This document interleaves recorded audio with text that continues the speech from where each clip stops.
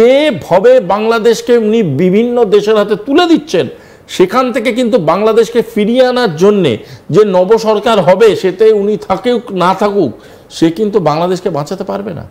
Because once the space is gone, it's gone. ওটাকে আর ফিরিয়ে আনা যাবে না। এবং পার্মানেন্ট ড্যামেজ করে দিচ্ছেন উনি বাংলাদেশের। সেটা বাংলাদেশের সাধারণ নাগরিক বুঝতে পারছে না, এটা আমি মানতে রাজি নই। একটা বৃহত্তর নাগরিক বুঝতে পারছে, কিন্তু তাদের মুখ খুলতে দেওয়া হচ্ছে না গায়ের জোরে করে। জামাত এবং জামাতের গুন্ডারা সাধারণ মানুষদের দিনের পর দিন কঠিনভাবে দমন করার চেষ্টা করছে, মুখ খুলতে দিচ্ছে না। বাংলাদেশের বুদ্ধিজীবীরা, বাংলাদেশের সৃষ্টিশীল মানসিকতার মানুষরা, বাংলাদেশের অরিজিনাল যারা ইনহ্যাবিটেন্টস, তারা সবাই মুখ খুলতে চাইছে এই অন্যায়ের বিরুদ্ধে। দেখো, আমি বারবার বলছি, যদি আওয়ামী লীগ খারাপ দল হয়, তাকে ভোটে হারাও, সেটা তোমাদের ইন্টারনাল পলিটিক্সের ম্যাটার। বিএনপিকে জেতাও, এক্সকে জেতাও, ওয়াইকে জেতাও, তোমাদের নিজস্ব ম্যাটার। কিন্তু তোমাদের দেশের এই আনস্টেবল কন্ডিশনটা, যে ইনস্টেবিলিটিটাকে তোমরা বারংবার এন্ডোর্স করছো, সেটা তোমাদের দেশের সুরক্ষাটাকে তো নষ্ট করছেই, আর আমাদের দেশের আন্তর্জাতিক সুরক্ষার বিভিন্ন স্তরকে আঘাত করার চেষ্টা করছে। এই জন্যে আমরা কনসার্ন, কারণ এখনো আমরা তোমাদেরকে ইচ্ছাকৃত ডেভেলপমেন্টাল ফিজ হিসাবে 100 কোটি টাকা দিই, আরো হাজার হাজার সাহায্য করি, হাজার হাজার জিনিস পৌঁছে দিই। কোন বেসিসে সেখানে একটা লোক যে না ইলেক্টেড, যাকে না বাংলাদেশের সাধারণ মানুষ কোনোভাবে কোনো চেয়ারে বসিয়েছে, একটা কোর্ট অ্যাপয়েন্টি বসে তোমাদের দেশের সব থেকে প্রুভেন বন্ধু, সেটা কিন্তু পাকিস্তান নয়, সেটা কিন্তু আমেরিকা নয়, সেটা ভারতবর্ষ, তাকে বিভক্ত করার গল্প বলছে এবং তোমরা শুনছো। নির্লজ্জের মতো সেটাকে এন্ডোর্স করছো, নির্লজ্জের মতো তোমরা বলছো হ্যাঁ ঠিক বলেছে। কারণ তোমরা মনে করছো যে আমরা যা পেয়েছি এই লোকটার থেকে, তাতে আমরা খুব ভালো জায়গায় আছি। আমি বলছি, তোমরা দিবা স্বপ্ন দেখছো, সকালে বসে বসে স্বপ্ন দেখছো, তোমাদের চাকরি নেই, দোকানে গিয়ে যে খাবারগুলো কিনছো তার যে মূল্যটা চোকাচ্ছ, সেই টাকাটা কিন্তু তোমরা পরিশ্রমে অর্জন করছো, চুরির টাকা নয়। তোমাদের আজকে পরনে যে জামা কাপড় আছে, তার মূল্য বৃদ্ধি কোথায় গিয়ে দাঁড়িয়েছে? তোমাদের প্রতিদিন যে জিনিসগুলোকে ব্যবহার করছো, তার মূল্য গিয়ে কোথায় গিয়ে দাঁড়িয়েছে?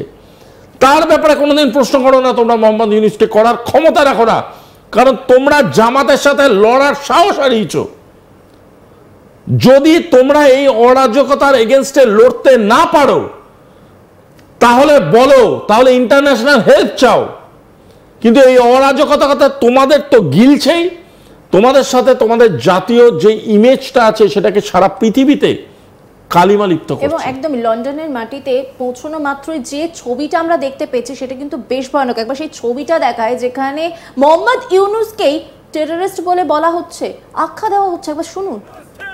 Yunus terrorist, Yunus terrorist, Yunus terrorist, Yunus terrorist, killer, Yunus killer, Yunus killer, Yunus killer, Yunus killer, Yunus killer, Yunus killer, Yunus killer, Yunus killer, Yunus step down, Yunus step down, Yunus step down, Yunus step down, Yunus step down, Yunus step down, Yunus joy banda, joy banda, joy banda, joy banda, joy banda bandhu, joy banda bandhu, joy banda bandhu,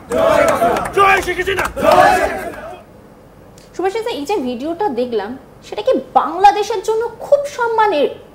না, একদমই নয়, একদমই নয়। বাংলাদেশের জন্য সম্মানের তো নয়। এবং যে বঙ্গবন্ধুর কথা বলা হচ্ছে, কয়েকদিন আগে মোহাম্মদ ইউনূস বলছেন যে যেই সময় বঙ্গবন্ধুর বাড়ি থেকে শুরু করে সমস্ত যে স্মৃতি, সমস্ত তো ভেঙে পুরো নষ্ট করে দেওয়া হয়েছে, ইতিহাস মুছে ফেলার একটা চেষ্টা। বলছেন না, তখন পুলিশ নাকি বাড়ি থেকে বেরোতে পারছে না, এত পরিস্থিতি উত্তপ্ত হয়ে গেছে। তাহলে সামাল কে দেবে? গোটা দেশটাকে সামলাবে কে? শুনুন, উনি আইদার প্রচণ্ড ভুলে যান, মানে ওনার মস্তিষ্কের হয়তো স্মৃতি শক্তিটা খুব খারাপ, আদারওয়াইজ উনি ইচ্ছাকৃত এমন একটা পরিস্থিতি সৃষ্টি বা এমন বিবৃতি সৃষ্টি করার চেষ্টা করেন, যেটা মানুষজনকে না দুবিধার মধ্যে ফেলে দেয়, বুঝতে পারে না কে কি বলবে। কারণটা হচ্ছে উনি বঙ্গবন্ধুকে ছেড়ে বাংলাদেশকে ভাবা যায় না। বাংলাদেশের নিজস্ব ইতিহাসকে আমি যদি গণ্য না করি তাহলে বাংলাদেশকে গণ্য করা যায় না। বাংলাদেশের স্বাধীনতার ইতিহাস জামাত লেখেনি, বাংলাদেশের স্বাধীনতার ইতিহাস মোহাম্মদ ইউনূস লেখেনি, বাংলাদেশের স্বাধীনতার ইতিহাসে পাকিস্তান হিরো ছিল না ভিলেন ছিল, সেটা সেই সকল মহিলাকে জিজ্ঞেস করো যাদের ইজ্জত গেছিল, সেই সকল আর্মি অফিসারদের জিজ্ঞেস করো যাদের দিনের পর দিন অত্যাচার সহ্য করতে হয়েছে, যারা বন্দুক তুলে নিয়েছিল তাদের দেশকে স্বাধীন করতে সেই আর্মি অফিসারদের গিয়ে সেই ইতিহাস জিজ্ঞেস করো। সেদিন বাংলাদেশের পাশে কে দাঁড়িয়েছিল সেটা জিজ্ঞেস করো। এই আসল ইতিহাসটা বাংলাদেশের মুছে দেওয়ার জন্যে একটা ভীষণ ইন্টেনশনাল ট্যাকটিক্যাল ওয়ার তৈরি করা হচ্ছে, যেখানে ভারতবর্ষের কন্ট্রিবিউশনটা জানানো যাবে না, যেখানে আপনার শেখ মুজিবুর রহমানের কন্ট্রিবিউশন সরিয়ে দেওয়া হবে, বাংলাদেশের একটা অল্টারনেট ইতিহাস সৃষ্টি করা হবে, এবং সেই অল্টারনেট ইতিহাসটা হচ্ছে পুরোটাই জামাতময়। এমন একটা ইতিহাস যেটা মিথ্যের উপরে ভরসা করে লেখা হবে। সাধারণ মানুষদেরকে বারংবার এটা বোঝানো হবে যে যেটা আপনারা দেখছেন সেটাই একমাত্র ইতিহাস বাংলাদেশের, আর কোনো ইতিহাস নেই।